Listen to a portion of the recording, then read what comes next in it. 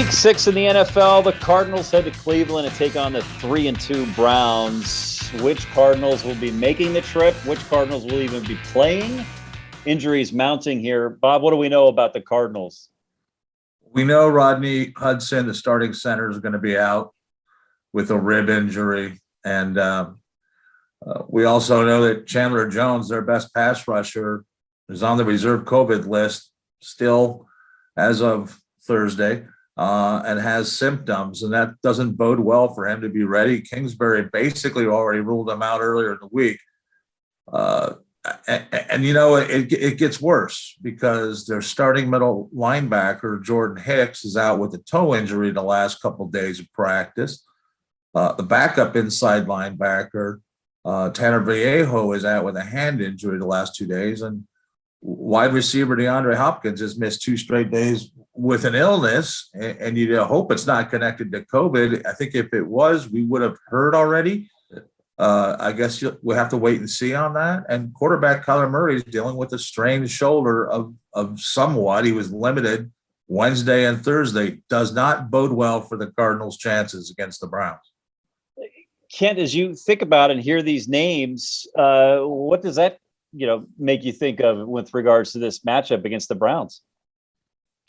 Well, with regard to Kyler, what makes me think of is last year when he suffered that shoulder injury. It was a little mysterious when it happened. Seattle, Miami, mid-season, but definitely that was a big reason for their offensive drop-off in the second half of last season. He didn't run as much after that. He didn't throw the ball as well after that.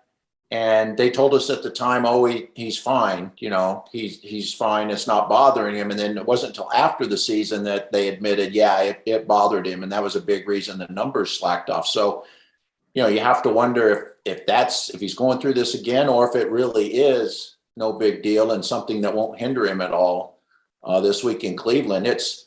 I think they'll be okay. I mean, Rodney Hudson had played so well at center, but Max Garcia filled in pretty well there last year. It's just the number of injuries. When you start looking at replacing 3, 4, 5 guys, nobody really has a depth to overcome that, I don't think. And Bob, the Kyler injury does concern you as well, right? It did based on last year and everything Kent just said. I will say that Kyler's taken these really impressive steps each year, one after another, and this year's no exception. And I'll relate it to the injury by saying the maturity level is gone sky high, and that includes him dealing with injuries, playing through them as he did last week against the Niners, and then practicing through it as well, and not taking time off, but being the leader, being the head of this team as the quarterback, and slogging through it. And Kelvin Beachum, his right tackle, made a reference to that when I asked him, is that an impressive sign by your quarterback, taking another step by grinding through it? And I think Kyler's going to grind through this because he is a different guy, and he's gotten, as I said, progressively better. I will say this, Brian and Kent, the Browns are just as beat up as the Cardinals in many, many areas. Especially our 2 stud running backs. So this is going to be a real slog fest, man. I don't know how it's going to end, but a matter of attrition in a crazy game of the week and an afternoon game on the East Coast. I'm looking forward to getting there, but I don't know what I'm going to see when I get there. And Kent, the Browns had this sort of last weekend with the Chargers and this crazy finish, and it was a crazy, again, Sunday afternoon game. And, of course, their other loss was to the Chiefs, and they scored a lot of points in those 2 games. Do you see the Cardinals being able to – do they give up a ton of points here to the Browns? Yeah, they could. Definitely. This Cardinal defense has been very good this year, except against the run. But we saw him give up, 32 points in week 2 against the Vikings, and it probably should have been 34 points or 30, whatever that missed field goal would have been, and they would have had a loss. So, yeah, certainly, and Baker Mayfield and that offense is still dangerous, and they're a lot like the Cardinals in that, they can score from anywhere. So I could see that happening. I mean, who knows what to predict? I don't know what to predict in this weekend in Cleveland, and other than Mac should go see the Rock and Roll Hall of Fame and make Been sure there. Done that. Yeah, make sure you see that. Otherwise, on Sunday, I'm not quite sure what you're going to see. They asked me to leave the Hall of Fame. I reached over and touched Keith Moon's drum kit, and I got escorted out of the building. No kidding.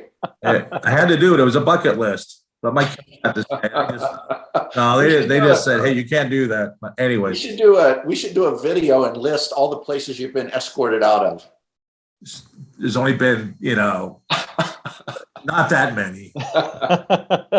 All right, let's get to our predictions. Bob, I have a feeling I know which way you might be leaning, but I'm curious to hear what you think about this game between the Cardinals and Browns on Sunday. I think it's going to be crazy, wild, and unpredictable, Brian. And I think it's going to be high scoring. To what extent? I'll go crazy talk. 38-33 Browns get the win. Wow, 38-33. Okay. Kent? I could see that happening, and part of me tells me, it's just sort of time for the Cardinals to lose. It's hard to win, 6 in a row in this league, but I think the Cardinals might pull this out. I think we might just see the old gutty effort by the Cardinals, and I think they could win this one 31-27. And it's not a field goal. He noticed, Bob, he did not predict that a field goal. First time all year. First time all year. It's a field goal league. Everybody wins and loses by 3 points. But usually a lot of kickers are missing those things too. Not this week. Here we go. Sunday in Cleveland, Cards take on the Browns. All your coverage here on azcentral.com.